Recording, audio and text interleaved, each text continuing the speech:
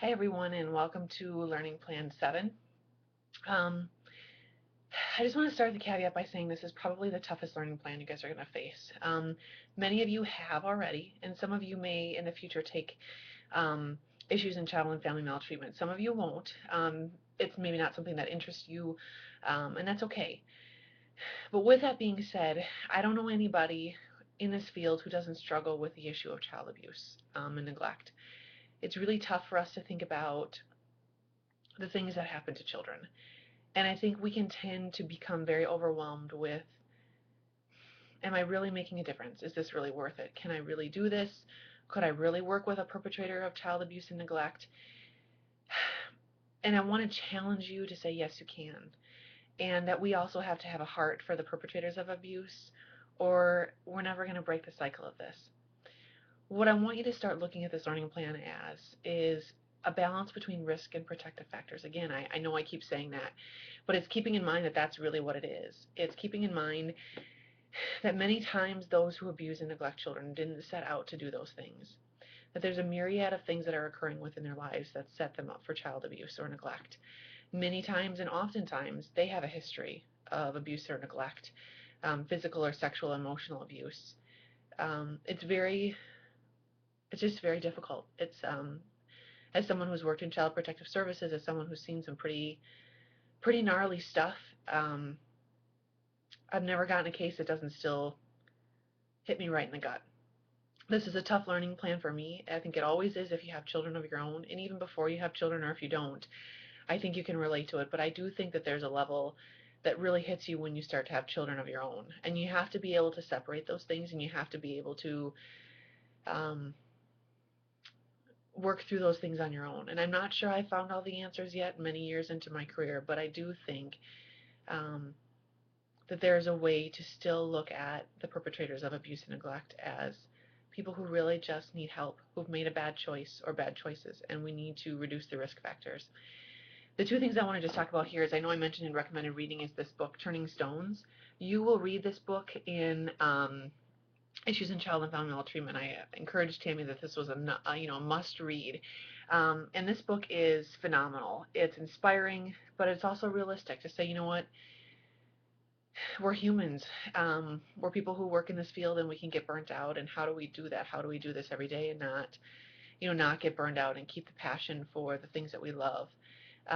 So keeping that in mind too. The biggest thing I want to make sure that you understand is within this learning plan, there's going to be some really tough things to read about, tough things to see.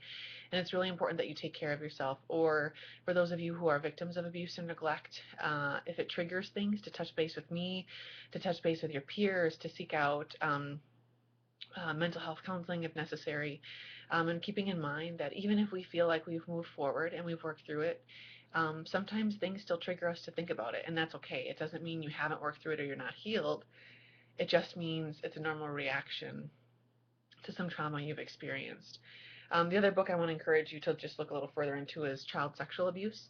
I don't know if I've told you this, but Jeff and I just wrote a new curriculum on sexual abuse in the helping professional. It's being offered in fall. I won't be teaching it as I will have a very new baby, and I'm only teaching online in the fall semester. But if you're interested in the topic of sexual abuse too, that's a really great place to start. And keeping in mind that the commonalities of sexual abuse are huge.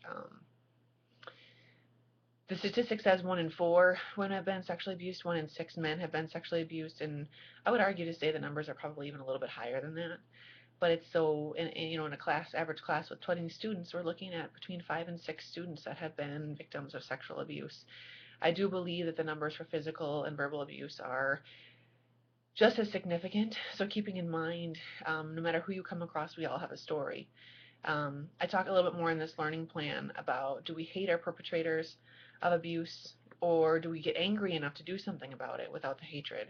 So just keeping that in mind. I also want you to know that it is completely normal to be enraged by some of the things that you see in this learning plan, to just be so upset and so emotional, and that's totally normal, and it's what we choose to do with those reactions that matters. I do want to take some time, though, to take a step back and talk about the perpetrators of physical and sexual abuse. Primarily, I'm talking more about physical and emotional abuse. Um, I think for me, when I was working in Washington County before having kids, it was, and in Milwaukee County especially, it was really easy for me to form judgments and form biases and to not understand how anybody could possibly abuse a baby or a child, how anyone could lose it, how anyone could do anything to a child. And I think for me, it was having children of my own to understand how this happens.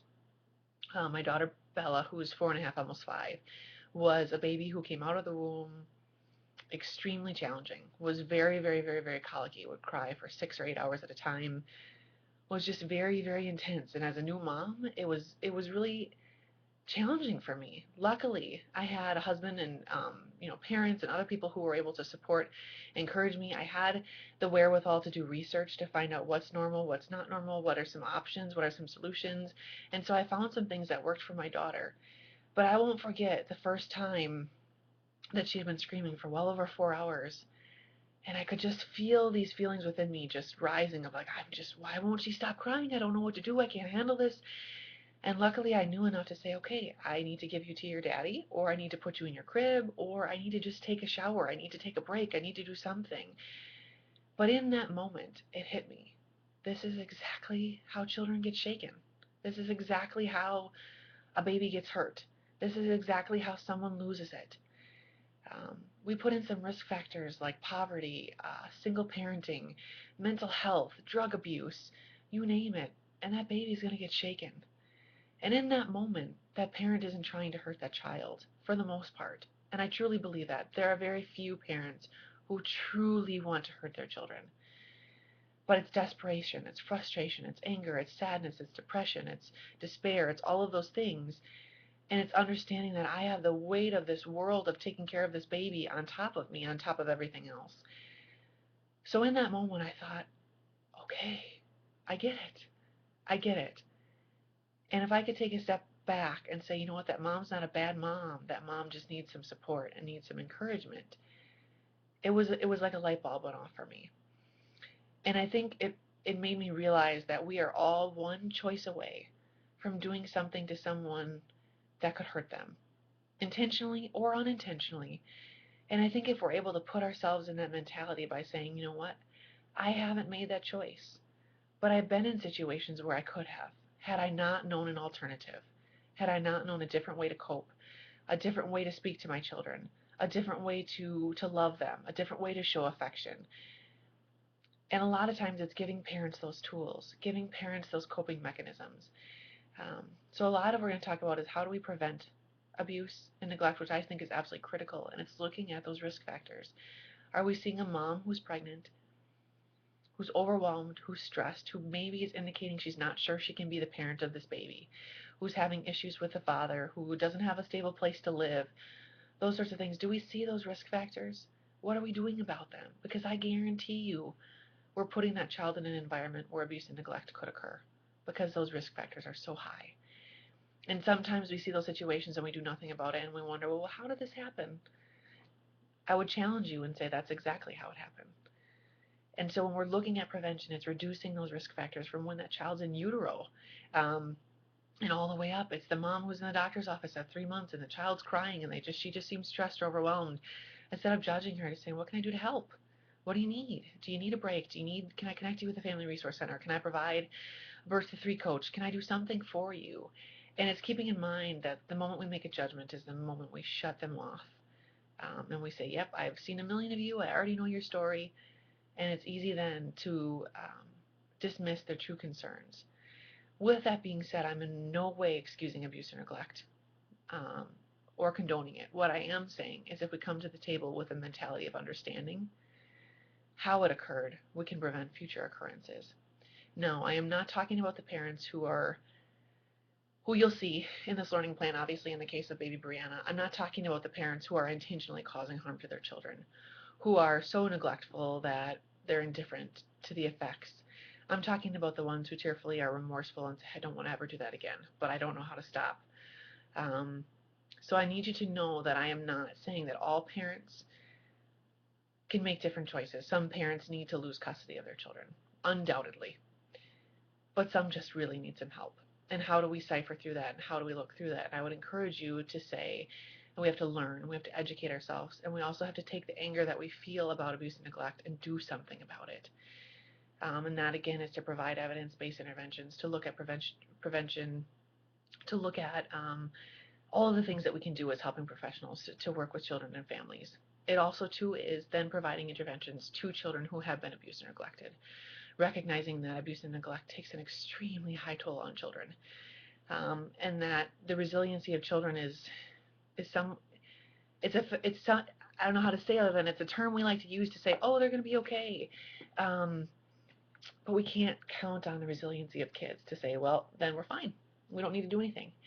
Um, so it's keeping in mind that if we don't provide interventions to the kids have been abused and neglected, we're seeing abused and neglected adults. We're seeing kids who are 29 and still stuck at the 7-year-old who was abused by their dad.